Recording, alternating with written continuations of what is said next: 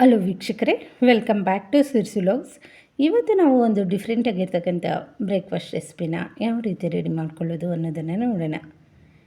ಈ ರೀತಿಯಾಗಿರ್ತಕ್ಕಂಥ ಬ್ರೇಕ್ಫಾಸ್ಟ್ ಮಾಡಿಕೊಂಡ್ರೆ ಮನೆಯಲ್ಲಿರೋರಿಗೆ ಎಲ್ಲರಿಗೂ ಸಖತ್ ಇಷ್ಟ ಆಗುತ್ತೆ.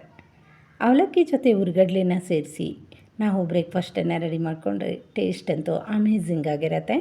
ಪದೇ ಪದೇ ಕೇಳ್ತಾ ಇರ್ತಾರೆ ಈ ಬ್ರೇಕ್ಫಾಸ್ಟನ್ನು ಮಾಡಿಕೊಡಿ ಅಂತ. ಬನ್ನಿ, ಇದನ್ನು ಮಾಡ್ಕೊಳ್ಳೋದಕ್ಕೆ 2 ಕಪ್ಪಷ್ಟು ಅವಲಕ್ಕಿನ ತಗೊಂಡಿದ್ದೀನಿ. ಇವಾಗ ಇದನ್ನು ಶುದ್ಧ ಮಾಡ್ಕೊಂಡ ನಂತರ ಒಂದು ಬಟ್ಲಿಗೆ ಸೇರಿಸ್ಕೊಂಡು 3ರಿಂದ 4 ಸತಿ ಇದನ್ನು ಚೆನ್ನಾಗಿ ತೊಳ್ಕೊಬೇಕು. ಬಂದ ನಂತರ ಇದಕ್ಕೆ ಚಿಕ್ಕ ಲೋಟದಷ್ಟು ನೀರನ್ನು ಸೇರಿಸ್ಕೊಳ್ಳೋಣ. ಜಾಸ್ತಿ ನೀರು ಬೇಕಾಗಿರೋದಿಲ್ಲ.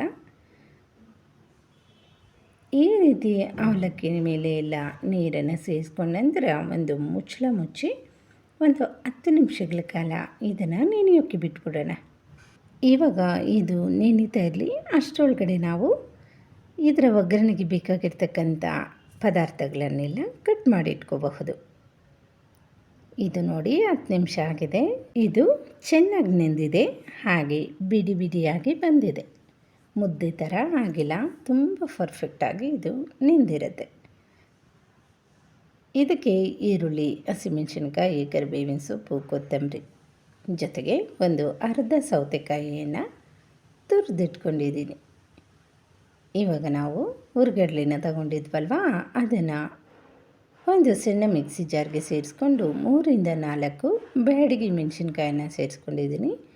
ರುಚಿಗೆ ತಕ್ಕಷ್ಟು ಉಪ್ಪನ್ನು ಸೇರಿಸ್ಕೊಂಡು ಒಂದು 1/4 ಸ್ಪೂನಷ್ಟು ಜೀರಿಗೆನ ಸೇರಿಸ್ಕೊಂಡು ಇದನ್ನು ಪಟ್ಟಂತ ಪುಡಿ ಮಾಡ್ಕೊಬಂದ್ಬಿಡೋಣ. ಈ ಪುಡಿ ಒಂದು ಸಣ್ಣ ಬಟ್ಲಷ್ಟಾಗಿದೆ. ಇದನ್ನು ಪಕ್ಕಕ್ಕೆ ಇಟ್ಕೊಳ್ಳೋಣ.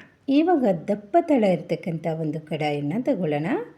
ಒಂದು ಚಿಕ್ಕ ಲೋಟದಷ್ಟು ನೀರನ್ನು ಇದರಲ್ಲಿ ಸೇರಿಸ್ಕೊಳ್ಳೋಣ. ನೀರು ಬಿಸಿ ಆದ ನಂತರ ನಾವು ನೆನೆಸಿಟ್ಕೊಂಡಿರ್ತಕ್ಕಂಥ ಅವಲಕ್ಕಿನ ಈ ಕಡಾಯಿಗೆ ಸೇರಿಸ್ಕೊಬಿಡೋಣ.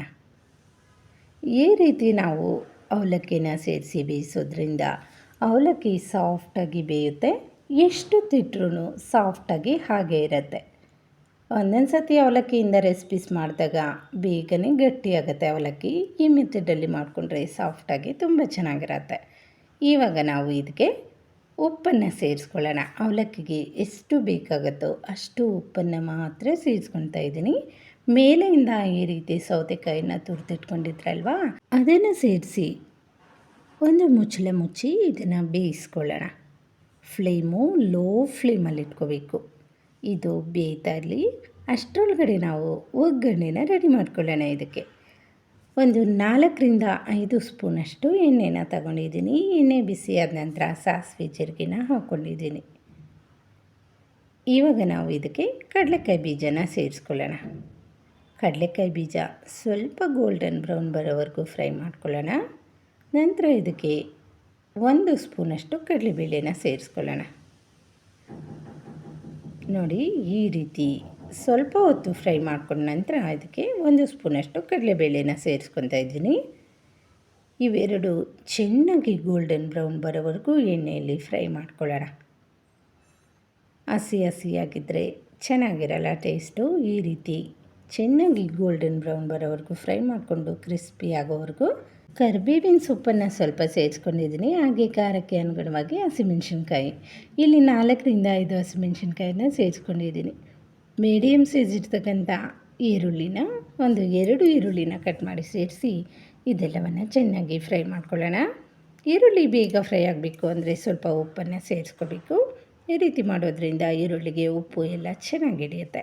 ಒಂದು 1/4 ಸ್ಪೂನಷ್ಟು ಉಪ್ಪನ್ನು ಸೇರಿಸ್ಕೊಂಡು ಜೊತೆಗೆ ಒಂದು 1/4 ಸ್ಪೂನಷ್ಟು ಅರಿಶಿನ ಪುಡಿ ಇವೆರಡನ್ನು ಸೇರಿಸಿ ಚೆನ್ನಾಗಿ ಈರುಳ್ಳಿನ ಫ್ರೈ ಮಾಡ್ಕೊಳ್ಳೋಣ.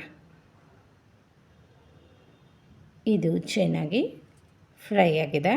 ಇದೆಲ್ಲ ಮಿಕ್ಸ್ ಮಾಡಿಕೊಂಡು ನಾವು ಇದನ್ನು ಇವಾಗ ಬೇಯಿಸಿಟ್ಕೊಂಡಿರ್ತಕ್ಕಂಥ ಅವಲಕ್ಕಿಗೆ ಸೇರಿಸ್ಕೊಂಡ್ರಾಯ್ತು. ಈರುಳ್ಳಿನ ತುಂಬ ಹೊತ್ತು ಫ್ರೈ ಮಾಡೋಕ್ಕೆ ಹೋಗಬಾರ್ದು. ಮುಚ್ಚಳ ಮುಚ್ಚಿ ಸಹ ಒಗ್ಗರಣೆನ ಫ್ರೈ ಮಾಡ್ಕೋಬಾರ್ದು.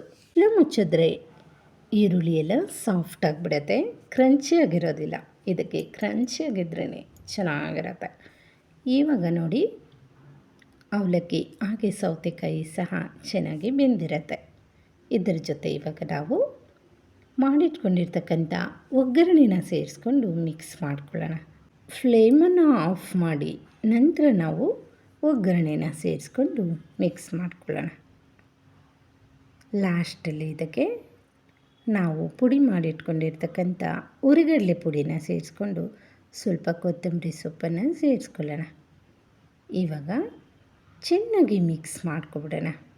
ಈ ಮೆಥಡಲ್ಲಿ ಅವಲಕ್ಕಿನ ಒಮ್ಮೆ ಟ್ರೈ ಮಾಡಿ, ತುಂಬ ಚೆನ್ನಾಗಿ ಬರುತ್ತೆ. ಒಂಚೂರು ತಳ ಅಂಟೋದಿಲ್ಲ. ಮೊದಲಿಗೆ ನೀರನ್ನು ಸೇರಿಸಿರ್ತೀರಿ, ಅದು ಬಿಸಿಯಾದ ನಂತರ ಅವಲಕ್ಕಿನ ಸೇರಿಸ್ಕೊಂಡಿರ್ತೀರಿ.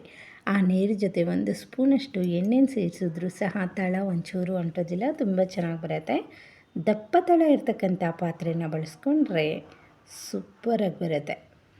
ಲಾಸ್ಟಲ್ಲಿ ಸ್ವಲ್ಪ ನಿಂಬೆಹಣ್ಣಿನ ರಸನ ಸೇರಿಸ್ಕೊಂಡು ಇದೆಲ್ಲ ಮಿಕ್ಸ್ ಮಾಡಿಕೊಂಡ್ರೆ ಸೂಪರ್ ಟೇಸ್ಟಿಯಾಗಿರ್ತಕ್ಕಂಥ ಅವಲಕ್ಕಿ ಬ್ರೇಕ್ಫಾಸ್ಟು ರೆಡಿಯಾಗುತ್ತೆ.